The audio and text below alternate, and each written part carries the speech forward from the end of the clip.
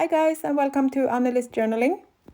Tonight I needed to do some new background papers, so I thought I could take you with me on my process.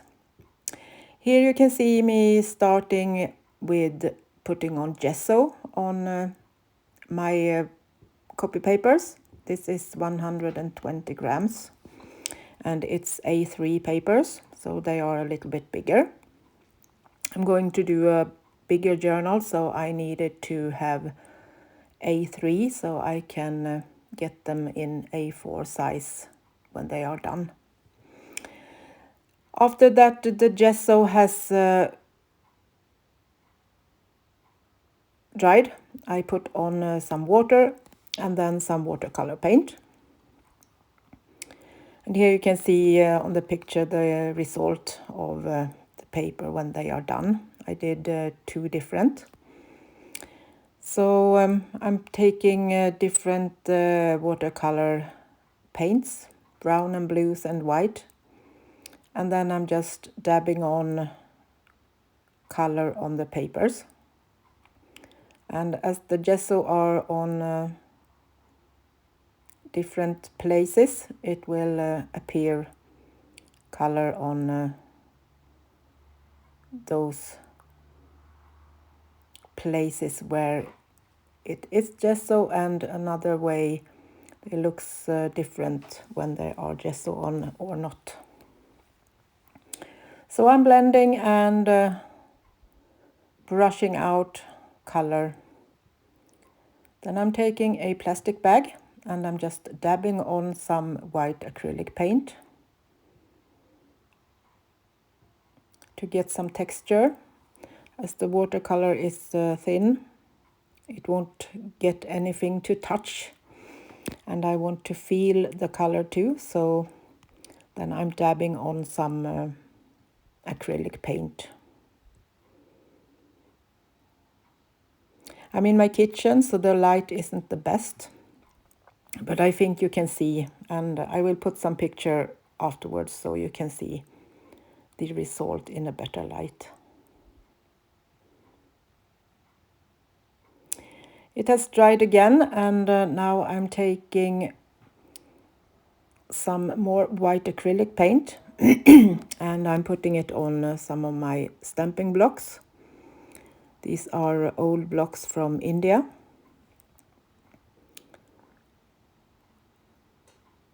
And I'm giving the papers some patterns, and at the same time it will be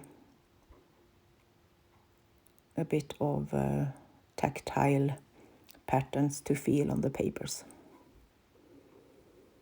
They are still wet, but you can still see where the pattern are placed and how now nicely the water is spreading on the gesso parts. Then I'm taking a Stabilo pen and just doodle something. They are just fantasy doodling, some words here and there. And these are water soluble, so the script will not disappear, but not be so harsh as you can see them here. I will put on some more water so they will also get more light than it looks on these pages. Here you can see spritzing on water. Then I'm taking a blue pen, doing the same thing, just to give some pattern on the papers. More water. And dabbing with a piece of textile this time. Then I can brush it a little bit more. Putting on a little bit more of the white gouache color. That is more like watercolor. More transparent than acrylic paint. Blue and gray watercolor. and a lot of water, and now I'm dabbing with a piece of textile again. So it's kind of like everything in the journaling world. We need layering and layering to get some depth in the papers.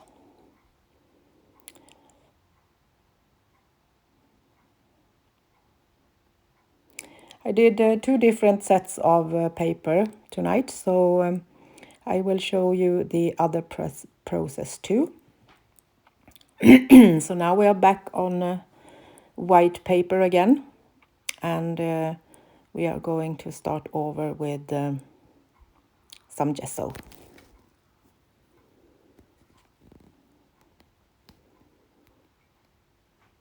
I'm using a brush to kind of just put it down, and then I'm using a spatula to get it spread around, and then I'm using my credit card to flatten it out. I don't want ridges with the gesso. I want those to be flat and kind of nice, just as a background feeling. If you want to have some more texture, you can do this with the gesso too. And for those of you that don't know what gesso is, it's a medium for painting that makes the paper more resistant to water. So you get this kind of pattern on the paper as the water soaks up from the paper in different ways when you have gesso on some parts and just the paper on the other. So I love the look and the feeling when the gesso has dried. It gets very soft and nice to touch.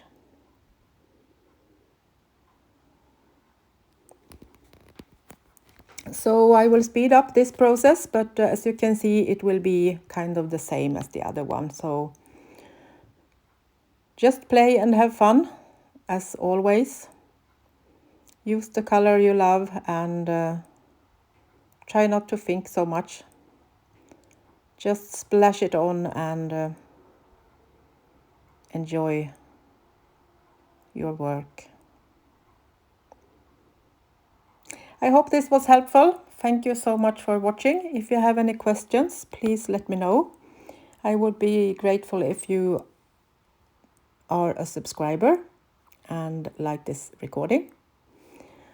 I will be back with some more tips and tricks about papers and journaling, watercolor, and some other crafts to work with. Thank you so much and enjoy. Until next time, bye bye from Sweden.